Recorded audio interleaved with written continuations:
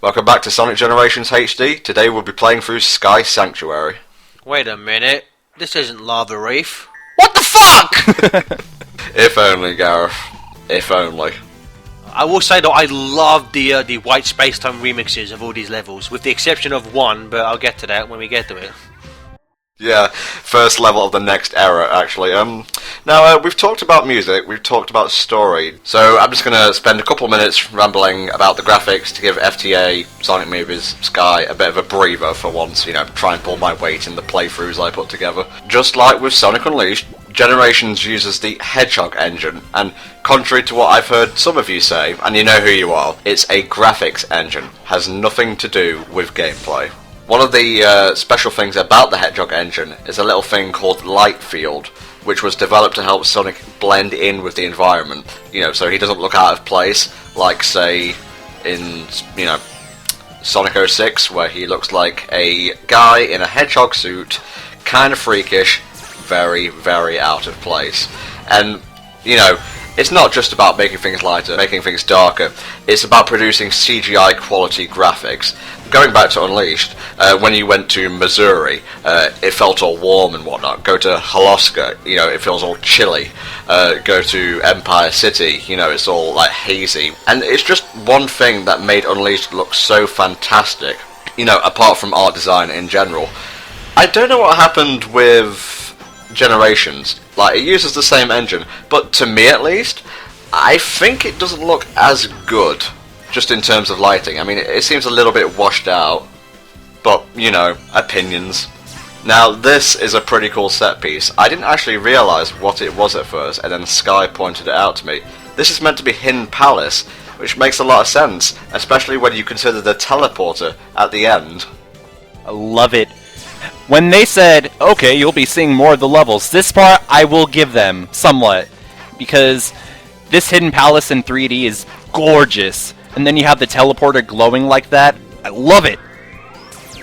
If only Knuckles was here, so then Tom can turn super and kill him, because as we all know, Tom can't defeat Knuckles on his own. I lost to Knuckles! You did! You lost to Knuckles in SA1, you had to cheat to kill him in 3 and K. You suck against Knuckles, dude! God, Knuckles has your number, man. I know. Chuckling motherfucker. No, I would say a lot of people cite this as their favourite modern level in the game, and I can totally see why, because it is one of my favourites just to plough through. Well, it's visually impressive, it has a nice Mon remix, but personally, if we're talking about, like, out of the classic era at least, I think Chemical Plant is the best one. Now, one thing we haven't actually touched on in these classic era levels is that at the end of each one, at least in the modern version of the levels, there'll be something new, a gimmick and so on. Like in Green Hill you had the underground caves and the giant badnik. In Chemical Plant, the plants start to collapse around you, and here you've got a bit of a remixed version of the classic Sky Sanctuary falling apart. Not only is it visually pleasing, it's actually pretty cool to play through as well. Now, I don't think we've gotten to the heart of the matter with this level. It's not yellow enough. I give it a 0 out of 10. Fuck it, go back in time, cancel the project, make Sonic 06 2. They should, man. Fuck this game. The stones aren't yellow enough, and the death deck doesn't look like metal. It looks like stone. The colours most definitely do not feel right. And don't even get me started about Sonic's eye color. Son of a bitch. No, but one visual thing, as we just see in that tree next to Knuckles, you see some grapes. I like that, because that's very nice. That's actually a very nice bit of referencing, because in the manual for Sonic the Hedgehog 3, it references Knuckles has a character profile, and his favourite food is listed as fruits, especially grapes. So the fact that they put grapes there, I think is a very nice little bit of, like, knowledge of their franchise. Would have been nice if the grapes were growing on a vine instead of a tree, though. Steven, keeping it real. So again, Steven, what is it? This is a franchise with a fucking hedgehog who travels faster than the speed of light. That's fine with you. But grapes growing out of a tree, like, no, that's fucking bullshit, man. That can't happen. Need I remind you, Gareth, that in Sandopolis and 3 and K, you complained about ghosts and their legitimacy in the Sonic franchise. Yeah, because ghosts are silly. Alright, ghosts don't fit in anywhere. But grapes growing on trees, that's just right out. And running on a dreidel, that's just fine. He lives on an island that fucking floats. I think we can see that grapes could possibly grow on trees there. Oh, but ghosts can't exist on it. No, they can't exist. That's bullshit, Skylar. I love this commentary group. You know, in these quiet spots where there's kind of like nothing to say, you just have to like look at the level for what it is.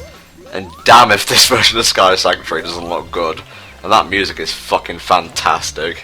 Now I will say this classic remix is probably my favorite in this whole soundtrack, hands down.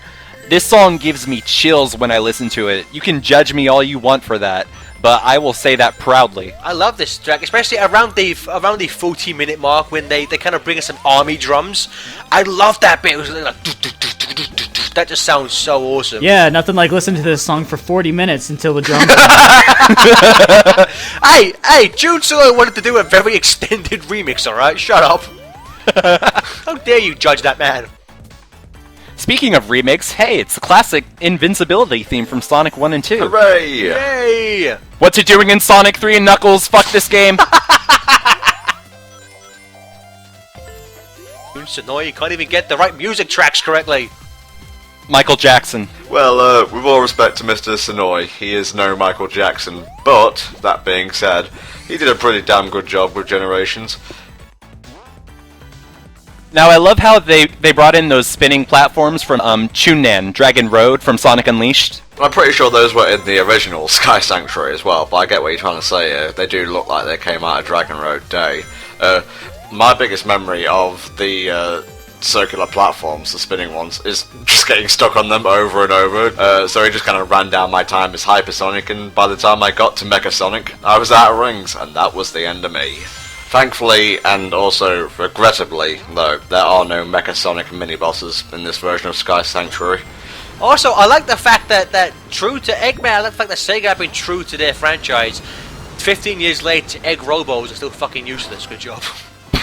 They still wait for like 6 hours before they try and shoot you. Good job there. It's like, is that Sonic? I think that's Sonic. Okay, I'm gonna charge up. Oh fuck, I'm in pieces. Hedgehog, priority 1. Priority 1. You will actually have to play through classic Sky Sanctuary 3 times, taking 3 different routes if you want those red rings. Which is actually something Generations does pretty well, the alternate paths, and something I hope they continue to build on in future games, actually. And I love this character interaction. We haven't said, depending on who you complete the zone with last, is who the character speaks to, as we're going to see in a minute. Knuckles is pretty much going to say, Sonic, you fat fool!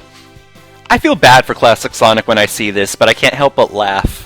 I love this design for Knuckles. To me, Knuckles looks so good in this design. That's enough compliments for this part of Sonic Generations. We'll see you all next time for the final part of the classic era. See you then.